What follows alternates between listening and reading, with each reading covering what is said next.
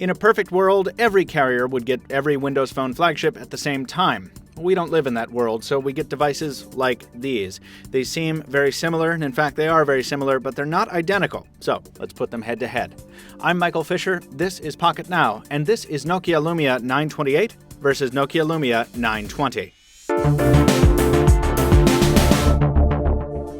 Nokia's Lumia 920 picked up the example set by the Lumia 900 and ran with it, establishing a beefy, well-made Windows Phone with an excellent camera and a premium suite of Nokia-exclusive apps. And it was exclusive to AT&T.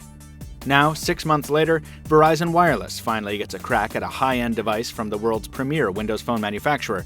But there are some differences here besides carrier radios, so let's dive in and take a look. As you can see, Nokia and Verizon have taken the opportunity to introduce a significant change in design language with the 928.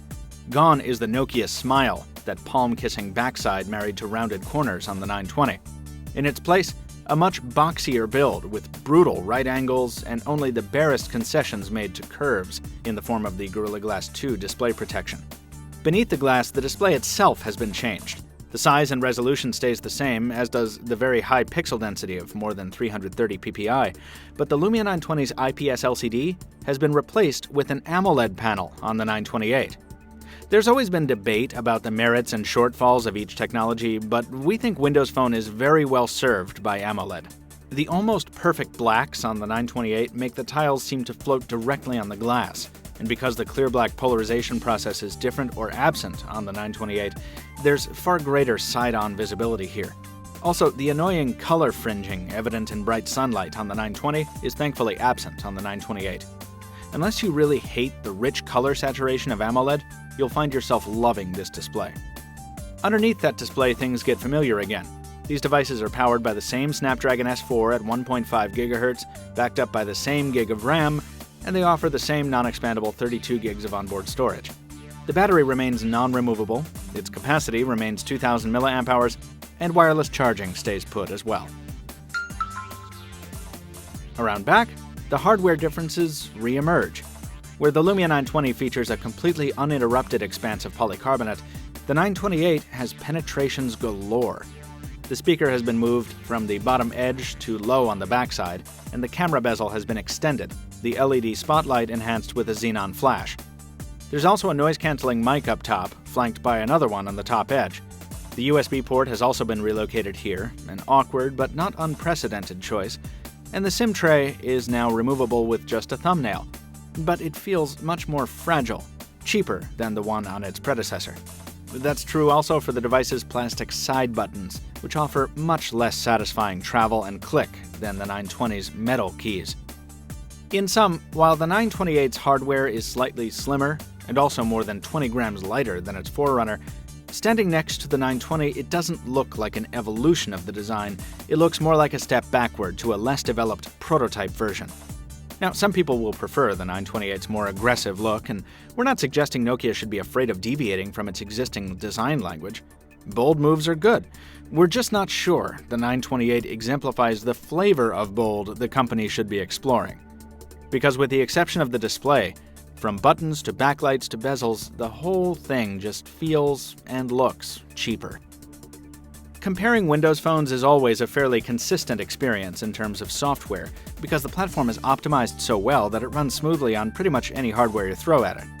As you might expect, that's doubly the case when that hardware is flagship grade and identical, and indeed, metrics like app launch times and benchmark scores confirm that these devices are very similar in terms of ones and zeros. We did experience the occasional hiccup or stutter on the 928, but that's not unprecedented on some new carrier builds of even the normally buttery Windows Phone, so it doesn't give us too much pause. Really, the biggest takeaway from the software angle is just how consistent Microsoft has managed to keep Windows Phone, with the exception of the typical carrier bloat. The best example of useful software customization is the inclusion on the 928 of Microsoft's DataSense metering and limiting app, a staple of Verizon Windows Phone 8 devices that we'd like to see make it to other carriers soon. Verizon's advertising push surrounding the 928 has been surprisingly robust here in the northeastern US, and unsurprisingly, almost all of it focuses on the device's camera. The Lumia 920 already offered the best low-light shooting experience on an American smartphone, and the 928 only improves on that by bringing a xenon flash to the 8.7-megapixel PureView sensor.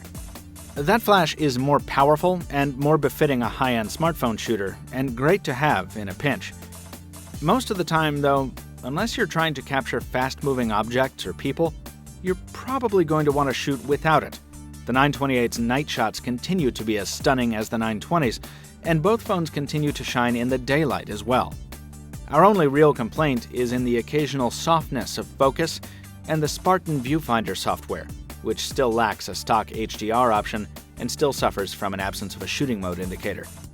Otherwise, these are both outstanding, class-leading smartphone cameras.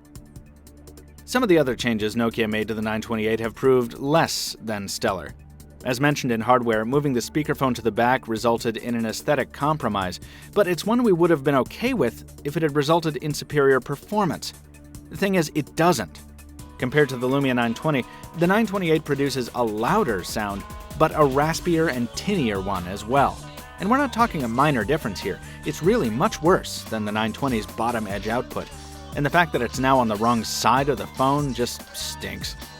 The sound problem continues in terms of voice calls, at least on one side. Every single caller we spoke to during our test period said we sounded cleaner with less clipping on the Lumia 920 than on the 928. While that may well be a network effect of Verizon's CDMA versus AT&T's GSM, it's one you're going to have to deal with if you pick the 928 over the 920. Fortunately, callers on our end sounded quite clear in the 928, with nice, rich side tone on our side. And background sound suppression on the newer phone is stellar with its dedicated dual microphone array. Finally, the 928 beat out its predecessor by 17 minutes in the WP Bench battery test, and our real-world experience bore that out, with the 928 more likely to last for a night on the town than our Lumia 920. That may be because we've been using the latter as a daily driver since launch day last winter, but the divergent performance is also reflected on Nokia's own estimates. It's not likely to be a terribly significant difference for most buyers, but it's worth a mention.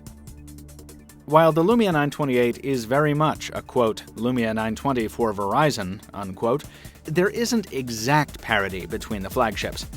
Some of the differences, like the brighter, more vibrant display, xenon camera flash, lighter weight build, and superior noise cancellation, favor Verizon's version. Others, like better voice call quality, richer speakerphone sound, and a higher quality feel in hand, favor the older AT&T flagship. It's just a matter of choosing what compromises you want to make on each side, and viewed through the lens of that contest, it looks like the original flagship edges out its newer, cheaper competitor by just a bit overall. Folks, we have so much more on the Lumia 928 and the Lumia 920 at PocketNow.com and here on YouTube. So subscribe if you haven't already. Follow us on our various social media feeds. Drop us a like if you enjoyed the video. Leave us a comment if you have something to say. And as always, thank you for watching. We'll see you next time. I'm Michael Fisher. This is Pocket Now, and this is Nokia Lumia 920 versus Nokia Lumia 928. They're backwards. Uh-huh.